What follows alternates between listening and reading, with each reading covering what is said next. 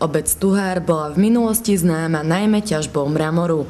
Tuhársky mramor bol vždy veľmi žiadaný, pretože bol mimoriadne tvrdý. Dnes sa už v obci neťaží, no Tuhárčania sú na svoju históriu právom hrdí. V súčasnosti má Tuhár takmer 400 obyvateľov. Aj keď už mnoho rodákov z obce odišlo, do svojej rodnej dediny sa vždy radi vracajú. Starosta sa preto rozhodol usporiadať stretnutie Tuhárčanov spojené s folklórnym popoludním. V minulom roku som robil prvýkrát túto akciu. Mal som tu hosti, hlavným lakadlom bol teda Senzus a mladé talenty z tohto nášho okolia.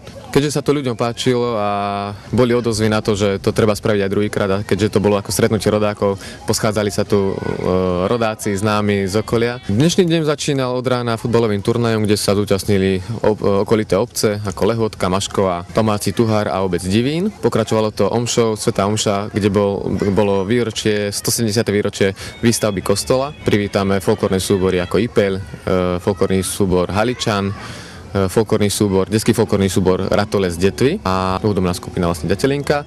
Medzi programom by mali vystupovať rôzni heligonkári a harmonikári a Jožko Pročko príde pozabávať ešte detičky a donesie im nejaké darčeky. V Tuhári vládla celý deň výborná nálada. Rodáci si posedeli pri kvalitnom guľáši či dobrom pive a samozrejme sa nezabudlo ani na zábavu. Na akcii nechýbali ani pozvaní hostia. Rád som prijal pozvanie, pretože je tu veľmi krásny kraj a sú tu veľmi milí ľudia. Všetci ľudia si pamätajú svoje rodisko, ťahá ich smerom k tomu rodisku a myslím si, že tam, kde je folklór, tam, kde je spev, tam, kde je hudba, tam, kde je jazyk, tam je aj národ. Starosta plánuje zorganizovať stretnutie rodákov aj budúci rok. Taktiež si želá, aby sa z tejto akcie stala tradícia.